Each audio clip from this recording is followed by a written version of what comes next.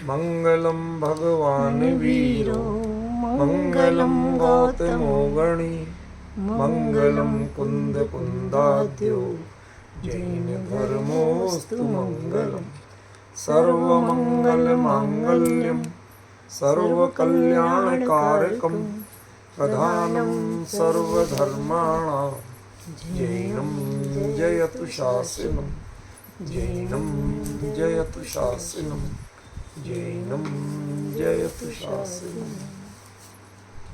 हम लोग रविवार के रविवार आचार्य मानतुंग स्वामी द्वारा रचित आदिनाथ स्तोत्र, जिसे हम भक्तामर स्तोत्र भी कहते हैं, उस पर चर्चा कर रहे हैं। अभी हमारा पहला छंद ही चल रहा है। इसको चलाऊं उसके पहले एक दो और महत्वपूर्ण रोचक जानकारियां आपको देना चाहता हूँ। वो जानकारियां ऐसी हैं कि ये तो आपने सुना है कि मानतुंग आचार्य को 48 तालों में जेल वेल में बंद कर दिया था, जो कुछ भी, लेकिन किया क्यों था? ये राजा ने किया क्यों था? क्या गड़बड़ी की थी? कुछ तो कारण रहा होगा। दरअसल जो भोजशाला है, हम गए थे ना भोपाल से आगे, वहाँ पर जो मानतुंग आचार्य ने जहाँ रचना की थी इसकी, वो मंदिर भी हम देख के आए हैं।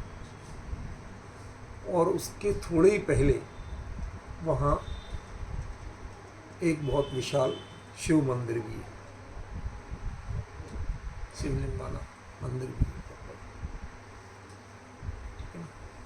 और मजे की बात ये है कि आदिनाथ और शिव, इनमें कुछ बाहरी समानताएं ऐसी हैं कि उसके कारण भी लोगों को बहुत कन्फ्यूजन होता है। कई लोग कहते हैं आदिनाथ ही से, वैसे भी आदिनाथ यहाँ तक बोलते हैं, लेकिन इसका कोई आधार नहीं। समानताएं हैं, इनका चिन्ह भी बैल है, उनका चिन्ह भी वाहन बैल है, ठीक है ना। ये भी रत्नत्र त्रिशूल की बात करते हैं, वो भी त्रिशूल धारण करते हैं, ठीक है ना। ये भी केशी बालों वाले कहे गए, जटाओं वाले, और वो भी कहे गए, ठीक है ना। दिगंबर ये भी थे और वो भी कहे गए, शंकर जी भी दिगंबर ही कहे गए, ठीक है।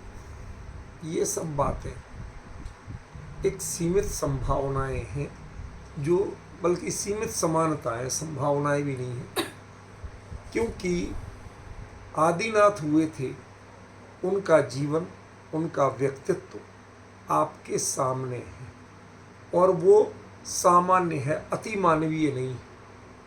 हमारे सारे तीर्थंकर अपनी जीवनचर्या, अपनी साधना वो एक सहज करते रहे, उसमें कोई उन्हें दूसरे ना तो कोई मददगार होते थे।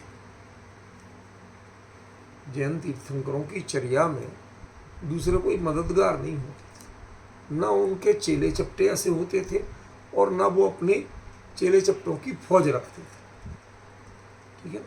अब शिव जी के जितने गण हैं तो आप जानते हो, ठीक है ना। उनके लिए जो प्रिय पदार्थ है वो भी आप जानते हो।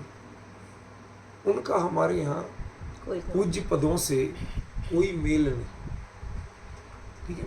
इसलिए छोटी मोटी कोई बातें यदि मिलती भी हैं तो उनका कोई ऐसा आप आधार नहीं मान सकते।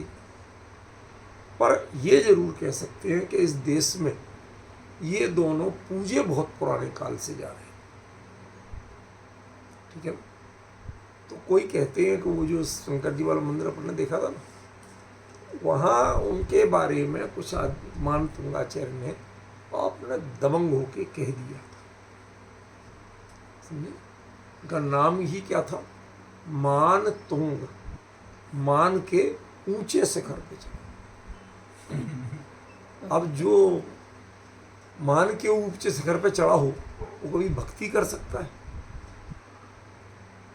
नहीं कर सकता। तो ये तो नाम था जो चल रहा हो, क्योंकि पहले प्रायः जो जन्म के नाम होते थे वो दीक्षा के बाद कई लोग नहीं बदले, वही के वही चलते। तो होगा जो नाम चलता, वो तो नाम निक्षेप था। तो ये तो ऐसे ही मैंने लिख दिया कि मान तुम और भक्ति कर रहे हैं, इन दोनों में तो पूर्वापर विरोध है। ये काय को भक्ति करेंगे, जिसके मान होगा वो भक्ति क्यों करेगा, वो विनय क्यों करेगा, वो स्तुति क्यों करेगा। लेकिन एक चीज इन्होंने स्तुति नहीं की, स्तोत्र की। स्तोत्र के बारे में मैंने आपको मंदिर जी में 10 लक्षण में बताया था कि स्तोत्र माने जो बाई लॉजिक, जो बात कही जाए उसके पीछे एक ठोस आधार, ठीक है ना। वो कोरी भक्ति में जय जयनाथ परम गुरु हुए ऐसा नहीं, समझ में। तो मानतुंगाचार्य ने उस समय यदि भले ही जेल में तालों में बंद होकर यदि भक्ति भी की थी, तो वो भक्ति दीनता रूप नहीं थी, पराजय रूप नहीं थी। वह भक्ति भी उनके मान तुम रूप को ही प्रकट कर रही थी। मतलब उनको झुका नहीं पाया था। जेल में तू बंद कर सकता है, लेकिन मेरा माथा किसी और के लिए नहीं झुका सकता। तेरे जेल में बंद होके भी मेरा माथा झुकेगा तो वीतराग के सामने नहीं झुकेगा।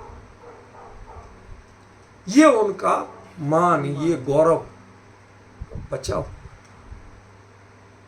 शायद इसके कारण उनका नाम मानतुंग पड़ा हो या प्रसिद्ध हुआ हो कि 48 ताले भी जिनके मनोबल को तोड़ नहीं पाए, जिनकी वीतराग की भक्ति की भावना को तोड़ नहीं पाए, झुका नहीं पाए। बराबर, समझ गए। ऐसे मानतुंगाचार्य ने इस ग्रंथ की रचना की, इस स्तोत्र की रचना की। यद्यपि उन मानतुंगाचार्य का अन्य कोई ग्रंथ नहीं दिखता, अन्य कोई ग्रंथ नहीं मिलता है, आज तक मेरी जानकारी में तो नहीं आया एक स्तोत्र। लेकिन उसके बल पे वो लगभग कुंद बन गए। समय सार को तो प्रसिद्ध करना पड़ा किसी को, ये अपने पैरों चली, इनकी प्रसिद्धि अपने से चली, इन्हें किसी को प्रसिद्ध नहीं करना पड़ा। समझ गया। तो जो चीज है उसको उस रूप में तो हमें स्वीकार करना ही पड़ेगा कि भाई इन्होंने एक स्तोत्र लिख के भी इतनी बड़ी क्रांति कर दी कि आज बच्चा बच्चा घर घर में, जैन तो जैन, नॉन जैन, और देश तो देश विदेशों में भी जो जैन धर्म को नहीं जानते वो पढ़ते हैं। अब वो कितने सच्चे झूठे हैं मैं नहीं कह सकता, लेकिन हमारे पास ऐसे वीडियो मौजूद हैं कि विदेशों में हॉस्पिटलों के डॉक्टर्स वो कहते हैं भाई साहब ये सुनाओ तो इससे जल्दी ठीक होते हमारे पेशेंट। ये सब मिथ्या मान्यताएं हैं, लेकिन चलती हैं, ये बता रहा हूँ, ठीक है ना। तो कई बार जो ये सब चीजें, प्रसिद्धि जो है ना, ये बिना पैर के दौड़ती है। तो मानतुंगाचार्य के इस स्तोत्र की प्रसिद्धि बिना पैर के दौड़ी है, समझिए। 48 तालों में बंद होके तो लिखा गया था, फिर भी सारी दुनिया में प्रसिद्ध हो गया, समझ गया। एक इकलौता लिखा और उसके बल पे जितना ये पढ़ा और सुना गया, जितनी महिमा इसकी, चाहे वो सच्ची हो झूठी हो, जो मानी गई, इतनी शायद किसी अन्य जैन ग्रंथ की नहीं मानी, समझ गए। तो हमें ये दूसरा पक्ष जानना चाहिए। सिर्फ जो तथ्य हैं वो तो जानना पड़ेंगे ना। सत्य का निर्णय बाद की बात है, जो है वो तो हम जानेंगे ना। अब हम इसकी चर्चा छोड़ के कि थोड़ा तो हम कोई जानकारी हर बार देते रहेंगे 10-5 मिनट में। अब इस पे आते हैं कि भक्त अमर प्रणत। तो जो वो भक्त था, उस भक्त अमर का स्मरण क्यों किया है, जो मैं बता चुका हूं वो रिपीट नहीं करूंगा कि वो भक्त होके भी अमर हो गया था, काय से अमर, सब चर्चाएं हो चुकी हैं, उनको रिपीट नहीं करूंगा। अब हमारी जो चर्चा है उसका स्तर भिन्न है और उसको उसी लेवल पर रखो। जो भक्त था वो भक्त अमर काय से, एक तो हो गया कि भक्त था जो अमर माने देवता, ठीक। लेकिन मैंने आपको बताया था कि ये भक्त अमर कौन था। ये लोकांतिक लोकांतिक देव बताया था। क्यों? क्योंकि आगे जो वो बताने वाले हैं वो लक्षण किसी और से मिलते ही नहीं है। समझ गया? वो आपको बताया हुआ है और आगे आएगा तो फिर से क्लियर करेंगे। लोकांतिक देव था और लोकांतिक देव यदि आते हैं भक्ति से, विनय से, तो सिर्फ तीर्थंकर के पास आते, सामान्य किसी केवली आदि किसी के पास नहीं। क्यों? ये आज के इसका प्रस्थापन वक्तव्य, समझ गया? आज की पूरी चर्चा का ये प्रस्थापन बिंदु है। क्यों? तीर्थंकर के पास ही क्यों? बड़ा पुण्य है इसलिए। द्वादशांग के अनवरत पारायण से श्रुत केवली होते हैं, द्वादशांग के पाठी होते हैं, आपस में चर्चा तक नहीं करते और विचार की बात तो बहुत दूर छोड़ दो, तत्व चर्चा तक नहीं करते। 8 सागर तक एक जगह शांत भाव से द्वादशांग का पारायण करते हुए, उसके तत्व विचार करते हुए अपना स्वयं विचार करते, और ऐसे विचारों में वो भूमिका क्या होती होगी कि जब वो तीर्थंकर के दीक्षा कल्याणक के समय आते, वो पॉइंट आज आपको समझना, उससे पूरा भक्तामर के लिए की दिशा क्लियर हो जाएगी। संकेत मैंने किया था दशलक्षण में, वो संकेत था। अब हमारे लिए क्या है, बंधन नहीं है समय का, जितने दिन चले जैसे चले वो चलेगा। जैसे अपना समय नियम सार चल रहा, प्रवचन सार चल रहा, हमारे लिए उनमें कितने दिन में पूरा करना कोई टारगेट नहीं, ऐसे ही इसका भी अब टारगेट नहीं, ये बंधन मुक्त हो गया। तो मेन पॉइंट समझिए कि वो भक्त जो अमर था वो आया क्यों? एक लोकांतिक देव वह तीर्थंकर के दीक्षा कल्याणक में आते क्यों? और तीर्थंकर ही क्यों आते? तद्भव मोक्षगामी तो बहुत सारे होते और वो अवधि ज्ञान के धारी है, उन्हें सबका पता चलता है, और किसी के में क्यों नहीं आते? ये इस भक्तामर स्तोत्र का बीज वक्तव्य है, की नोट एड्रेस है जो आज बताने वाला। पूरा भक्तामर का आगे तक का लास्ट तक ये चीज आपको दिखाता चलूंगा कि देखो ये है, ये है, ये है। आज बीज वक्तव्य समझिए। बहुत आपको सावधानी से सुनना पड़ेगा। लोकांतिक देव जैसी चर्या, उन जैसी विचार भूमि, मैंने आपको बताया था प्राय रिद्धिधारी मुनिराज जो तद्भव मोक्ष नहीं जा पाते वो जाते हैं, ये सब आपको बताया हुआ है, मैं रिपीट नहीं करूंगा। जो चीज आप जानते हैं उनको बार बार रिपीट करने में फिर क्या अपना जो मूल विषय है वो रह जाएगा। तो इतनी उत्कृष्ट से मतलब मानसिकता की, और वो वहां जाके उनको, क्योंकि सिर्फ मुनि दीक्षा ले और मोक्ष जाए, इतना टारगेट होता है। समय भले ही 8 सागर का मिले, 8 सागर का समय बिताना, लेकिन किस भावना के साथ कि मुनि दीक्षा कब हो और कब मैं मोक्ष जाऊं। तो मुनि दीक्षा कब हो और कब मोक्ष जाऊं, ये तो सामान्य केवलियों के साथ भी घटित होता है।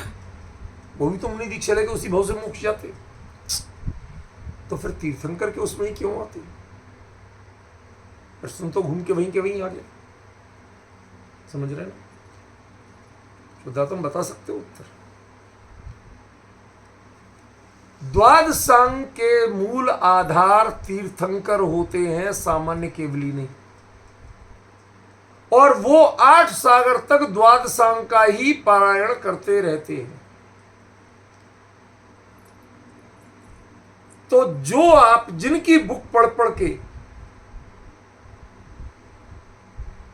जिनके प्रवचन सुन के आपके मन में समाचार का बहुमान जगा हो, भले ही आप जीवन में नहीं मिले हो, तो भी कभी मौका मिले तो सोनगढ़ जाने का भाव होगा कि नहीं होगा? उधर से निकल रहे होगे तो जाने का भाव होगा कि नहीं होगा? भाई साहब वो तो अभी वहां नहीं है, फील करके तो आए। कहां ये चर्चा चलती थी, ऐसे भाव होते कि नहीं? ऐसे ही ये द्वादशांग का जन्म कहां होता है? द्वादशांग के जन्मदाता जो भी है वो तीर्थंकर हैं, सामान्य केवली नहीं। 8 सागर जैसी शब्द जरा संभल के बोल रहा हूं पर सही बोल रहा हूं। 8 सागर जैसी जेल, मानतुंगी भी जेल में थे और वो भी जेल में, जिसे तद्भव अविलंब मोक्ष जाने की भावना हो, उसके लिए 8 सागर का समय बिताना पड़े तो वो जेल से कम था क्या? बताइए, कितनी कठिन परीक्षा थी। और उस विषम स्थिति में किसी से बोलना नहीं ये भी संकल्प, किसी से मिलना नहीं ये भी संकल्प, कहीं आना जाना नहीं ये भी संकल्प। अब आप क्या करोगे? कौन सहारा है आपका? कैसे बिताओगे ये समय? और बिताना नहीं पड़े, सहज बीत जाए, क्या सहारा है? कि सहारा है द्वादशांग जिनवाणी। और उसके जन्मदाता तीर्थंकर। और उनका जन्म क्षण क्या होता है? कि आप संसार से वैराग्य लो, आप हमारी धारा में आ गए। तो जन्म कल्याणक पे नहीं आते, कर्म कल्याणक पे नहीं आते, ज्ञान कल्याणक पे भी नहीं आते। क्यों?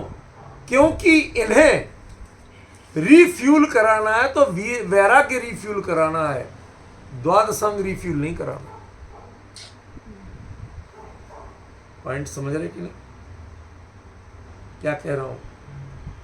अब इनमें ज्यादा दृष्टांत कुछ नहीं मिलने वाले। आप एकाग्र होके सुन लो तो सुन लो, नहीं सुन लो तो गई। बिल्कुल कह रहा हूं, गई गाड़ी। रिफ्यूल शब्द प्रयोग कर रहा हूं। जैसे आपकी गाड़ी ईंधन से चलती है और मेरी गाड़ी में ईंधन कम हो रहा तो हम रिफ्यूलिंग कराते हैं कि नहीं कराते हैं? ईंधन भराते हैं कि नहीं भराते हैं? तो इन्हें जगत गुरु तीर्थंकर परमात्मा वो दीक्षा लेने जा रहे हैं, आजीवन मौन व्रत। जब वो आजीवन मौन व्रत लेने जा रहे हैं, लेके संकल्प लेके बढ़ रहे हैं, तब ये मौन व्रत तोड़ रहे। आप सोचिए ना, वहां तो बोलते नहीं किसी से, तब ये मौन व्रत तोड़ रहे हैं। और क्या तोड़ रहे हैं? वो जो आपने भाव किए, ये भाव आपके लिए और भव्य जीवों के लिए तारने। कोई भी स्थिति पड़ जाए, इन भावों में कमजोरी ना। जिस संकल्प के साथ इन्होंने मौन व्रत लिया है, उस संकल्प की पुष्टि के लिए उन्होंने मौन व्रत तोड़ा। अब डिफरेंस समझ में आ रहा? चर्चा जब थोड़ी जमती है ना, तो आपको भी तारतम्य बनता है। शुरू होती है तो मैं लगता ही नहीं है कहां से बोल रहे, क्या बोल रहे, क्योंकि मेरे में ना दृष्टांत है, ना चुटकुले, ना इधर उधर की तुकबंदी है, कुछ नहीं। सीधी सच्ची बात करता हूं मूल से। अब समझिए जरा कि ये मान तुम, वो भी जेल में और वो भी जेल, इनके पास भी बोलने को कोई नहीं, उनके पास भी बोलने को कोई नहीं। इनका भी किसी से बोलने का भाव नहीं और उनका भी किसी, वो भी किसी से मदद नहीं मांगते और ये भी किसी से मदद नहीं मांगते। लेकिन रिफ्यूलिंग की जरूरत दोनों को।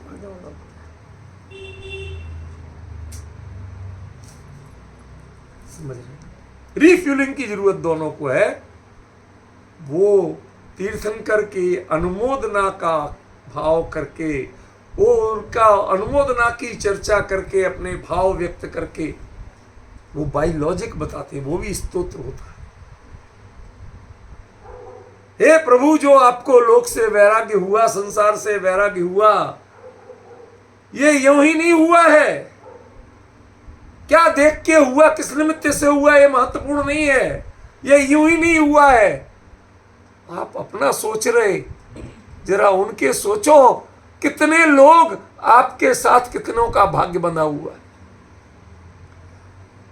कितने लोगों का जीवन तरने वाला है। इसलिए प्रभु, हम आपके पास आए हैं, इनको जरा संभाल के रखें। किसको? वैराग्य में संभाल के। और जिस भक्तांबर में से लोग राग निकालते हैं, राग का पोषण निकालते हैं, वहां हम क्या कहें। अब उनकी नादानी पर तरस आता, उनकी बुद्धि पर तरस आता है कि आप कर क्या रहे हो, करना क्या है। ये स्तोत्र किस चीज का है? जो उस समय लॉजिक दिया जाता है, लोकांतिक देव जो लॉजिक देते हैं, प्रभु इस भाव को कहीं कोई सर्दी गर्मी ना लगता है। हमने कई बार पढ़ा स्तोत्रों में, सौधर्मेंद्र और सची आके कहती है, माता पिता को सौंपते हैं बालक को, पुत्र तुम्हारे धनी,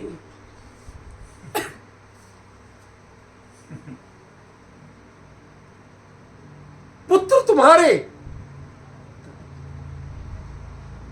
इसलिए please be serious and be conscious. रखना इनको लाड़। तुम अपने पुत्र के लिए नहीं रक्षा करना, देखभाल नहीं करना, हम लोगों का भाग्य जुड़ा हुआ है इससे।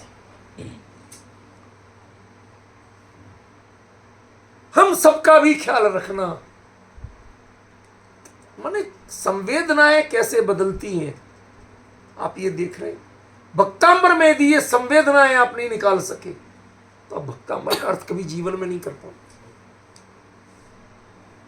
समझ रहे? वो भक्त था, ये भक्त थे, वो अमर था, और इन्होंने अपनी भक्ति को अमर बनाया। किसी के प्रचार से नहीं चला है, ये अपने पैरों से चला है। काफी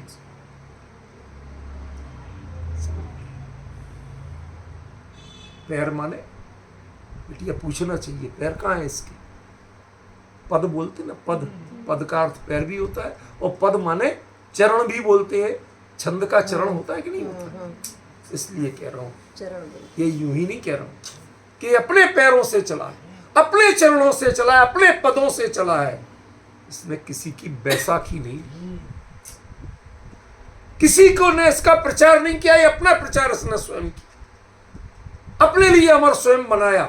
आज 1000 साल से ये चल रहा है। जो जैन नहीं है, जैन धर्म वीतरागता का मर्म भी नहीं जानते, किसी रूप से सही आज इसके प्रति यदि समर्पित है। मैं बताऊं, हमारी यूनिवर्सिटी में हमारे पिछले वाइस चांसलर को पता चला इसके बारे में, उसको किसी ने वीडियो क्लिप भेज दी कि साहब जर्मनी की हॉस्पिटल में या कहाँ के हॉस्पिटल में वो डॉक्टर्स इलाज करते हैं, जब उनको कोई कैंसर या किसी के बड़े पेशेंट को जब कुछ नहीं कर पाते हैं, तो वो खड़े होके भक्तांबर सुनाते हैं और वो कहते हैं भाई साहब हमारी दवाएं फेल होती हैं। आपको सब आप भी वही मिथ्या तो सिखा रहे, मैं सिर्फ उनकी घटना बता रहा हूं। ये वहां तक किसने पहुंचाया कि वो अपने पैरों किसी बहाने से चला हो, लेकिन ये अपने आप चल के गया है। इसे किसी ने प्रचारक बन के नहीं प्रचार किया। क्रिश्चियनिटी का जगह जगह उनके पादरी और पोप घूमते हैं प्रचार करने के लिए, इस्लाम के मुल्ला मौलवी सब घूमते हैं प्रचार करने के लिए, काजी वगैरह, जैनों के भी इसका किसी ने प्रचार नहीं किया, इसने अपने आप को खुद अमर बनाया। समझ में? एक अकेला एक जैन काव्य है, ग्रंथ है, जिसने अपनी प्रसिद्धि, अपने मानक खुद बनाए हैं और आज तक हमारे कितना जितना जिसने इसका विरोध, हम इसका विरोध नहीं कर रहे, हम इसके गृहीत मिथ्यात्व का साधन बनाने का विरोध कर रहे हैं। आचार्य ने वो नहीं लिखा है जो आप समझ रहे, हम ये बता रहे इसकी असलियत क्या है। एक सही घटना, एक आदमी था, पुराना राजा रजवाड़े भी जब विभाजन हुआ, ये दुनिया की स्थितियां हुई, कौन कहां से कहां पहुंचे, कैसे क्या हुआ, तो उनके पास कोई ये जो लाल होता ना, लाल माणिक होता ना, माणिक रूबी, जब ये रूबी पूरी तरह सबसे बेस्ट क्वालिटी में पहुंच जाती है, सबसे महंगा हो जाता, उसे लाल कहते हैं। आपने सुना होगा, सबके पल्ले लाल, लाल बिना कोई नहीं। लाल माने सबसे महंगा रत्न, रूबी या माणिक का सबसे बेस्ट फॉर्म। तो वो उसके पास था, इतना बड़ा। रत्नों में एक खूबी होती है कि साइज जितनी छोटी, रेट उतने कम। रेट माने पर कैरेट, यदि वो 5 कैरेट का है तो कहो 5,000 रुपए कैरेट, वही 10 कैरेट का हो जाएगा तो 25,000 रुपए कैरेट हो जाएगा। बड़े होने चाहिए, जितना बड़ा हो उसकी उतने गुना कई तरह से कीमत बढ़ती है, मूल रेट कई गुना हो जाता है। टोटल तो होता है पर मूल रेट बढ़ जाता है, आधार रेट बढ़ जाता है। इतना बड़ा माल रूबी लाल रत्न वो लिए, अब उनके घर में था, तो उन्होंने कहा छुपाएं कैसे, बचाएं कैसे, यहां कौन लेगा, कोई भी लूट लेगा। तो उन्हें कुछ नहीं मिला, तो उन्होंने कहा चलो आलू बेचते। छोटे मोटे पैसे थे, एक बोरी आलू ले आए, ठेली पे रखी या पीठ पे ला दे, जगह जगह ऐसी तराजू बना ली, बेच रहे। अब उसको कहाँ रखे, तो उन्होंने गंदी सी एक पोटली में उसकी तराजू की पासंग बना दी। मैं आपको बिल्कुल सही चीज दृष्टांत नहीं बता रहा हूं, इसका सही रूप बता, पासंग बना दी उसकी, मैली कुचैली गंदे जिंदगी लपेट के ऐसे ही, ताकि कोई देखे ही नहीं, किसी की नजर नहीं जाए भी तो ठीक है ना।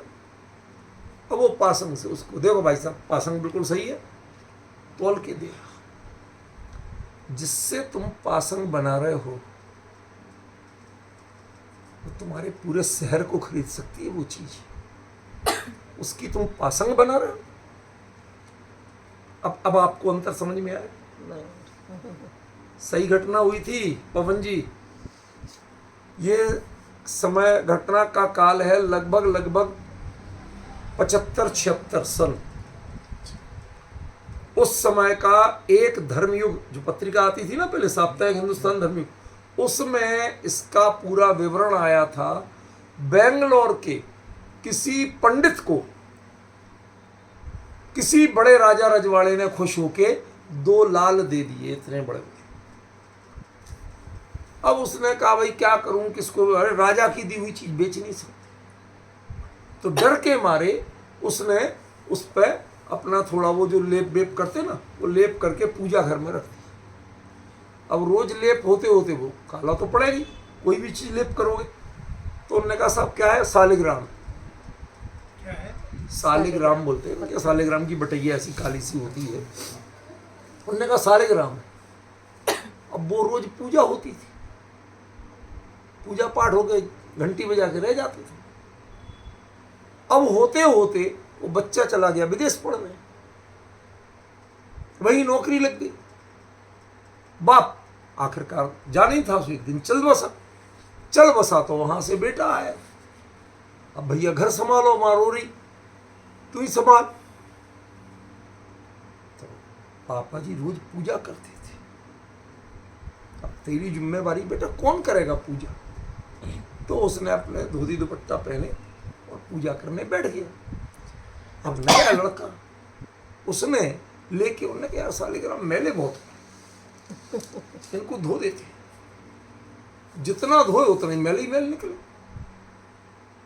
तो उसने कहा भैया चलो 2 दिन के लिए इनको पानी में डाल देते। अब 2 दिन में वो फूल के फट गया सारा मैल जो चढ़ा था, अंदर से लाल निकली। उस समय कहते कि जो उनकी इंटरनेशनल मार्केट में जो वैल्यू लगाई गई थी, उस समय इंडिया पे जितना कर्जा था वो पूरा कर्जा अकेले उन 2 लाल में चुक सकता था इंडिया का। इस सन 75-76 की बात बता रहा हूं। इससे आपको एक लाल की कीमत तो पता चलेगी। और ऐसा लाल उसने पूरा शहर खरीद सकता, जिससे तू उसकी तू पासंग बना के आलू बेच रहा। हमें तकलीफ ये है कि जिससे तीर्थंकर के वैराग्य का पोषण होता हो, ऐसे महान काव्य से तुम गृहीत मिथ्यात्व की पुष्टि करने वाले आलू बेच रहे, पासंग बना रहे उसका। हमें तकलीफ ये पासंग बनाने की चीज नहीं है, ये भोग मांगने की चीज नहीं है, ये भोग से विरक्ति, चिर विरक्ति की चीज है, जिस विरक्ति के लिए बड़े बड़े लोग तरसते हैं, देवता तरसते हैं। वो लौकांतिक देव तरसते थे और उन्होंने आके प्रणति की। क्यों प्रणति क्यों की?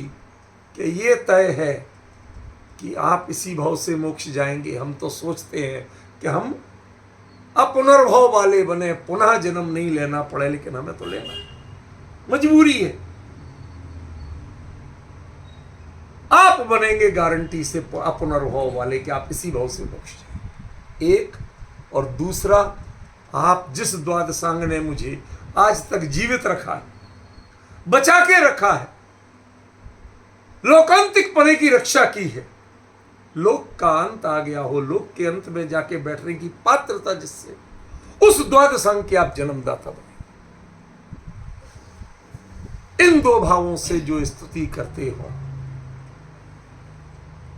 ऐसे उनको सादृश्य लेते हुए जो स्तुति की गई है, उसको आपने भोगों की प्राप्ति, सांसारिक क्षुद्र समस्याओं की पूर्ति, समाधान, उसका रास्ता बनाया। हमें तकलीफ नहीं हो तो क्या हो, ये बताओ मुझे, समझे क्यों? इसलिए ये छंद, ये काव्य चले, इसके अर्थ हों, इसके पहले इसकी पृष्ठभूमि जानना बहुत जरूरी। ये कहने वाले हैं कौन, कह क्यों रहे हैं, किन मानसिकता में कह रहे हैं, पहले उसको पहचान, तब इसका ठीक ठीक अर्थ लगेगा।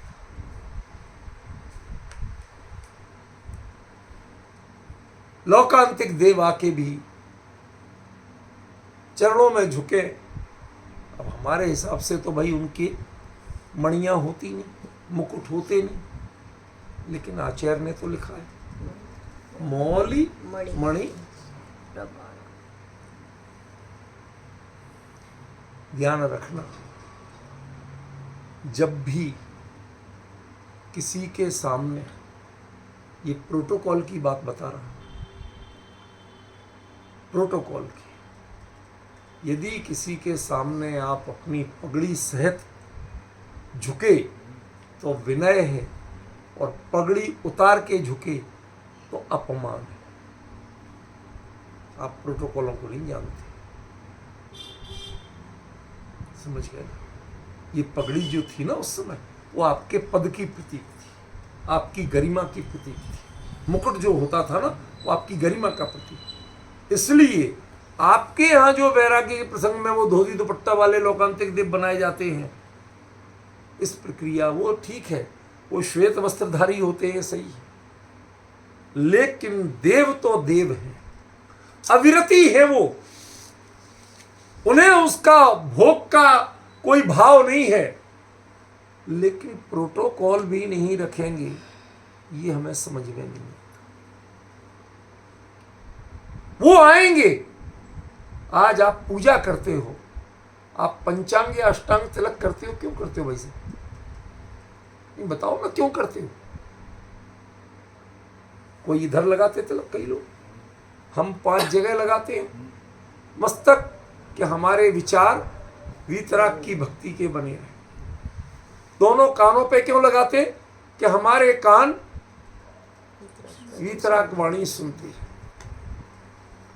कंठ पे क्यों लगाते? हमारे मुंह से उच्चारण हो तो कंठ से वीतरागता का उच्चारण। हृदय पे क्यों लगाते? क्योंकि मेरे हृदय में वीतराग की भक्ति भरी है। समझ में? फिर दोनों बाजुओं पे वो कहते साहब यहाँ पर वो बाजू बंद बांध रहे उसका प्रति, अरे सब ये तुम्हें गहने गहने गहने, अरे वो गहने होते थे, वो उनको गहने सहित झुकना माने इन अंगों को समर्पित करना। तो वो प्रतीक होते थे कि मेरे हाथ वीतराग की पूजा सामग्री बनाए, उनकी विनय भक्ति में लगे, उनके जोड़ने में लगे और किसी में नहीं लगे। समझ गए? मेरी ये कलाइयां यदि सामग्री पकड़े तो वो पूजा के अष्टद्रव्य पकड़े और कुछ नहीं पकड़े। समझे? तो ये जो लगते थे ये एक्चुअली उन गहनों के प्रतीक थे। इधर का जो लग रहा है वो मुकुट का प्रतीक है, कानों के कुंडल का प्रतीक है। समझ गए ना? कंठ का ग्रेविक का प्रतीक है, ये इधर का वक्षार का प्रतीक है, ये बाजूबंद का प्रतीक यदि कहते तो वो सारे गहनों सहित झुक रहे, माने अकेले गहने नहीं झुक रहे हैं, वो अंग आपके लिए समर्पित हो। उन अंगों से हम अब जगत का काम नहीं लेंगे, जगत का विचार नहीं करेंगे, भोगों का विचार नहीं करेंगे, भोगों का सेवन नहीं करेंगे, हमने वो अंग समर्पित कर दिए। डिफरेंस ख्याल में आ रहा है? इसलिए वो वहां गए थे जब, तो उनके मौली मणि और प्रभा ये बाकायदा उनके सब मौजूद थे। देव कभी भी जब इतने बड़े के सामने जाते हैं तो उनके सामने आप विरक्त बन के नहीं जा सकते। विरक्ति वो अंगीकार कर रहे हैं और आप विरक्ति के मार्ग पे नहीं चल सकते, तो आप उनकी अनुमोदना तो करेंगे लेकिन उनके सामने विरक्त दिखने की कोशिश नहीं करेंगे, वैराग्य का बाना नहीं लेंगे। डिफरेंस समझ रहे हो?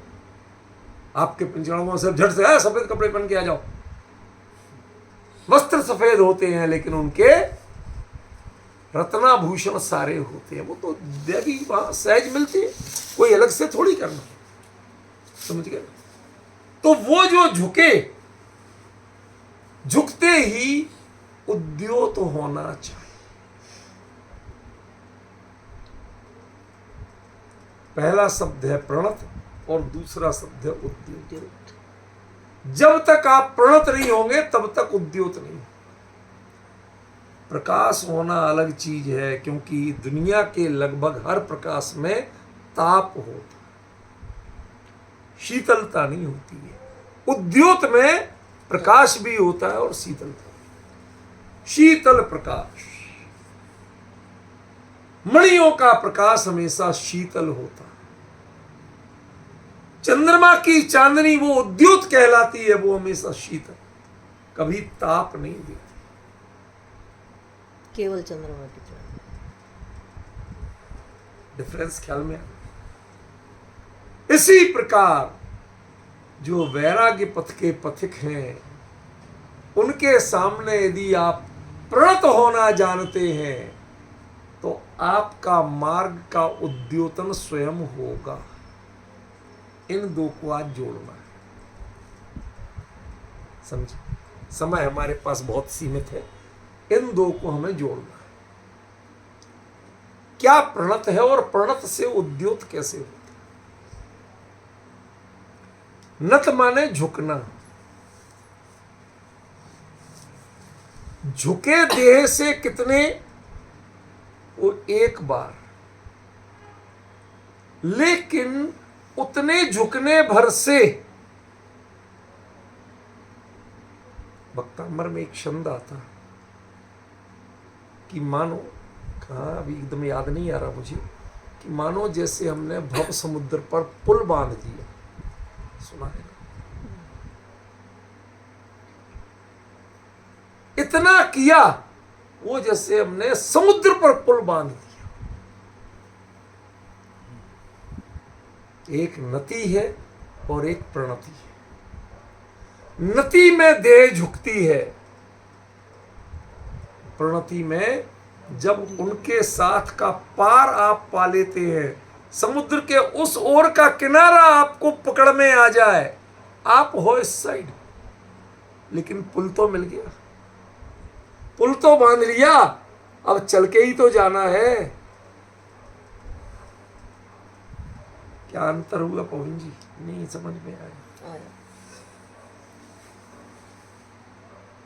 श्रेणी आरोहण तक की सारी प्रविधि, सारी प्रक्रिया और मोक्ष तक जिनके भाव पहुंच चुके हैं, उनकी संवेदनाओं को ले चुके हैं, पुल बंधा हुआ है, बस चल के चलना जा। बाकी है। दूरी तो है, हम इसी पार हैं, लेकिन ये पुल है और वो दूसरा किनारा हमें दिखा। ऐसा जिनका ज्ञान अत्यंत स्फीत है, अत्यंत विशद है, अत्यंत निर्मल है, उन्हें अब किसी से पूछना नहीं है। बस जो हमसे पहले जा रहे हैं उनकी अनुमोदना करें। लोग का अंत जिनको दिख रहा है, प्रभु आपसे हमें सीखना नहीं, हम तो रिफ्यूलिंग करा रहे हैं कि मेरे जो परिणाम हैं आपके इस वैराग्य प्रसंग में, आप इसी भाव से जाएंगे, हम अगले भाव में जाएंगे। हम आपके पास आए हैं कि वो द्वादशांग देना कि हम जैसों को 8 सागर पता नहीं चले कब बीत गए, इसलिए आपके में आए, अन्य किसी की नहीं। ये है भक्त और ये है अमर और ये है प्रणति। जिसने भव समुद्र पर सेतु बांध लिया वो है प्रणति, जिसे दूसरा किनारा तक साफ नजर आ रहा, इस पर चल के जाना है, इतनी दूरी चलना है। हमारी दूरी में थकान नहीं है, समय तो है लेकिन थकान नहीं। ये है प्रणति।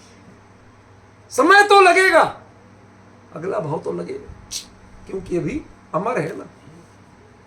इस अमर को एक बार तो मरना पड़ेगा, देवगति में है।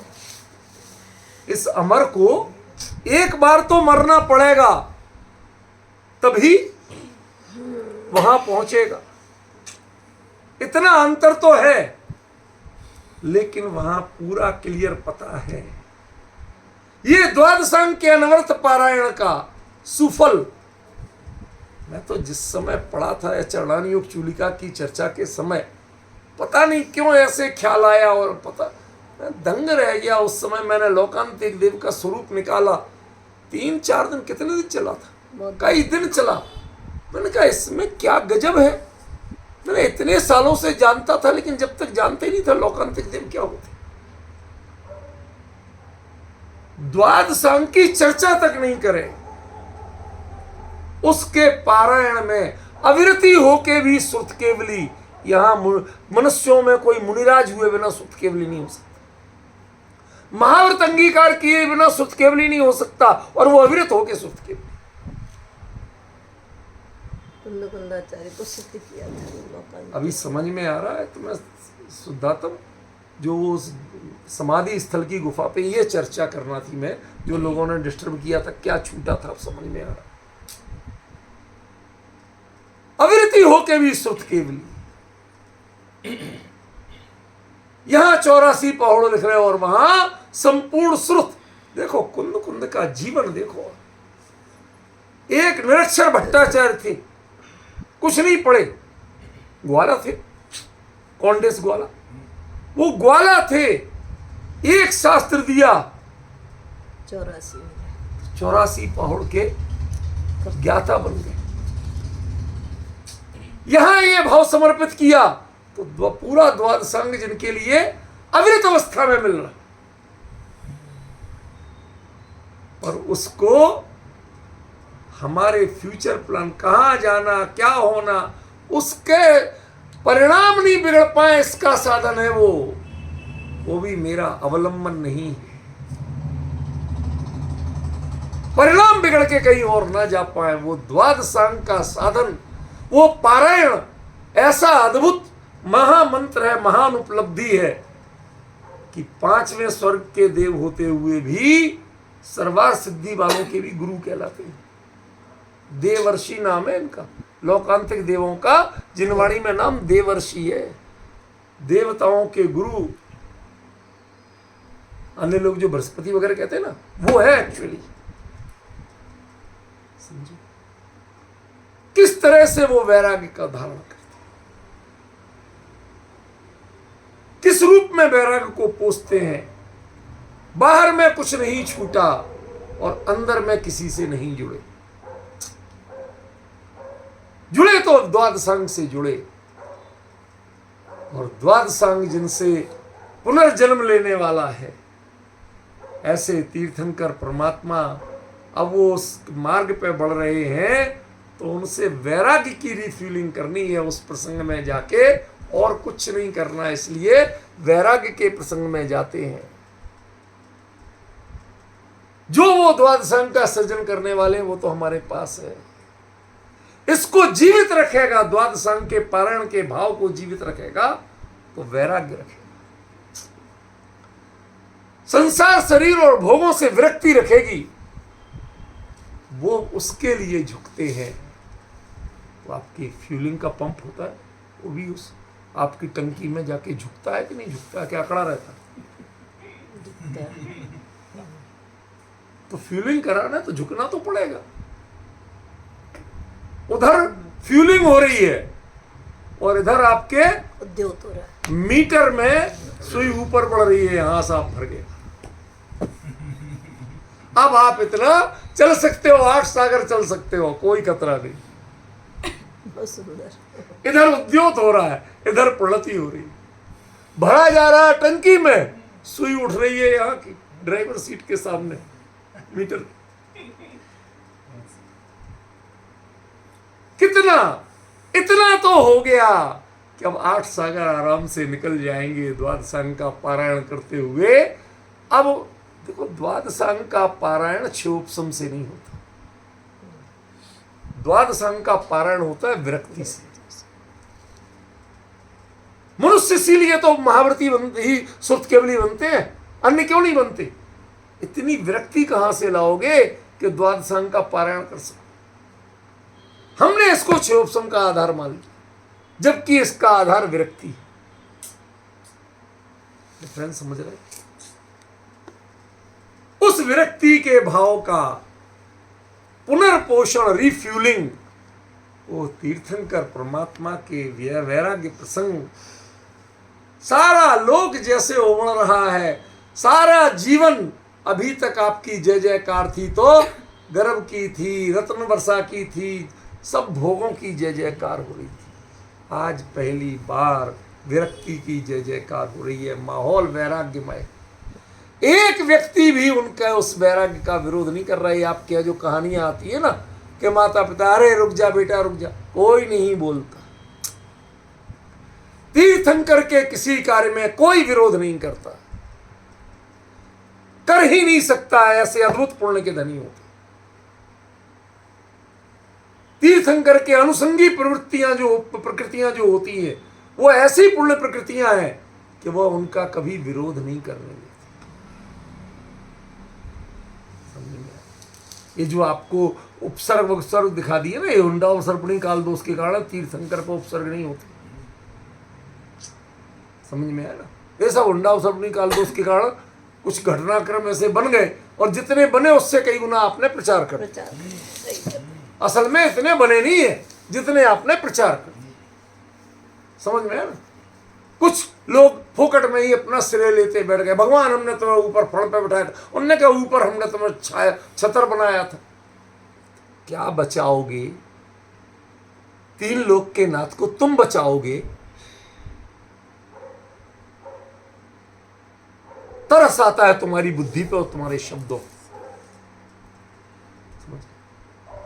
और लोग इनको मानते हैं। हाँ साहब देख लो,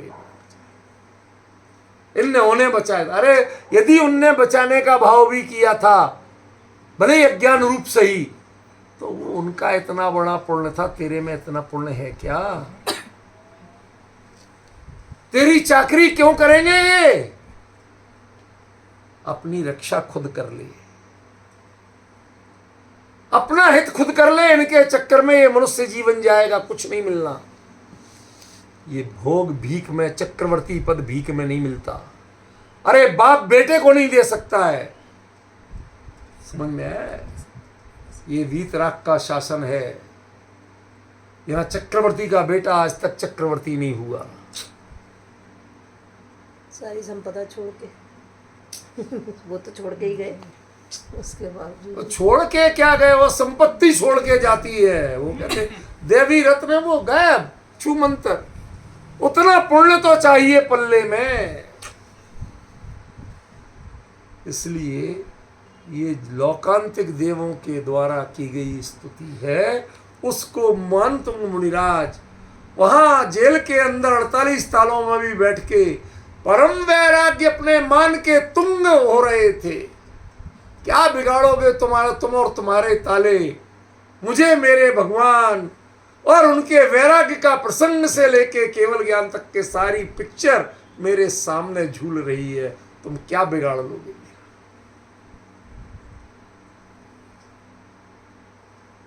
बाहर के संयोग छीन सकते हो, मेरे परिणाम छीन सकते हो। ये सिखाया उन्होंने, पर ये ही नहीं समझ पाए हम मुक्तामर स्तोत्र से, बाकी सब समझ। ऐसी प्रणति हो कि आपके परिणाम में आपका भविष्य का, आपकी टंकी फुल होते ही मीटर दिखाता है अब इतने किलोमीटर तो आराम से गाड़ी चल जाएगी, 8 सागर की गाड़ी आराम से चल जाएगी प्रभु। इतनी रिफिलिंग हो गई है वैराग्य की कि अब द्वादशांग जीवित रहे। ये है उद्योग। चरण तो इनसे चमके हैं, लेकिन जो प्रणति हुई है ना, दुनिया की दृष्टि में चरण चमके हैं, लेकिन इसको उद्योत प्राप्त हुआ, पथ प्रशस्त हुआ है, क्लियर हो गया कि हाँ भाई हमारा समय आराम से निकलेगा।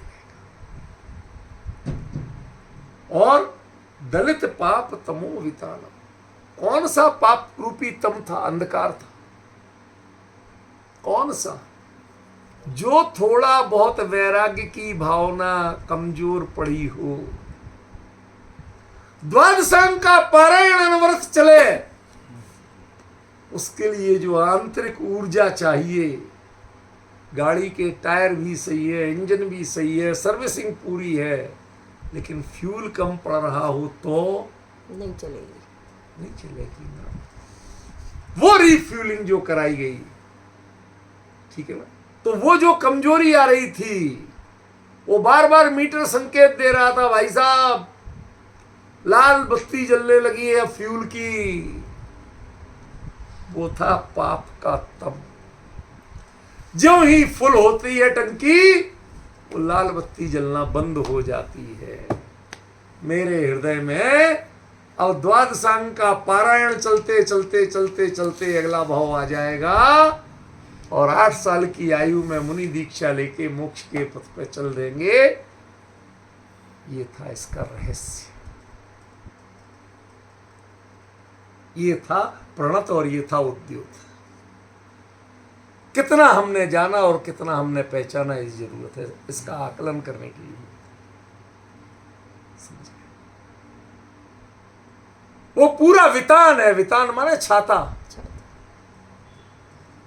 जैसे छाता छा जाता है तो तेज धूप में भी काला अंधेरा सिर पे आता है, ऐसे ही जब वो चलती हुई गाड़ी में वो ब्लिंक करती है लाल बत्ती, वो सुई नीचे आती है, आगे कैसे जाएंगे?